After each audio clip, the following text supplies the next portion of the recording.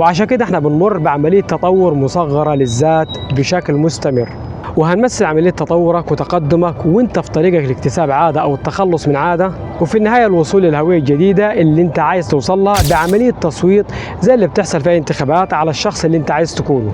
وانت في طريقك كل فعل بتقوم بيه هو عبارة عن عملية تصويت على الشخص اللي انت عايز تكونه، ومش فعل واحد هو بس اللي هيغير معتقداتك، ولكن مع تراكم الأصوات هتتراكم الأدلة عندك على هويتك الجديدة.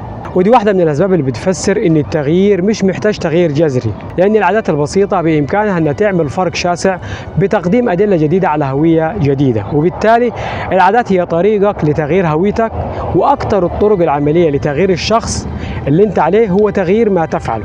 وبالتالي كل مرة هتكتب صفحة هتبقى كاتب، وكل مرة هتتدرب هتكون رياضي. ونفس الوضع ولكن بصورة عكسية، في كل مرة بتختار فيها انك تقوم بممارسة عادة سيئة فهي بتعتبر عملية تصويت على هويتك. وعلى فكرة مش مطلوب منك انك تبقى مثالي بانك تاخد كل الاصوات عشان يحصل تغيير، ولكن المطلوب منك فقط هو انك تاخد اغلب الاصوات ومش كل الاصوات. وما فيش مانع انه يكون في بعض الاصوات لصالح سلوك سيء او عادة غير منتجة، لان هدفك ببساطة انك تفوز باغلبية الاصوات فقط طول الوقت، مش بانك تفوز طول الوقت باكتساح بكل الاصوات.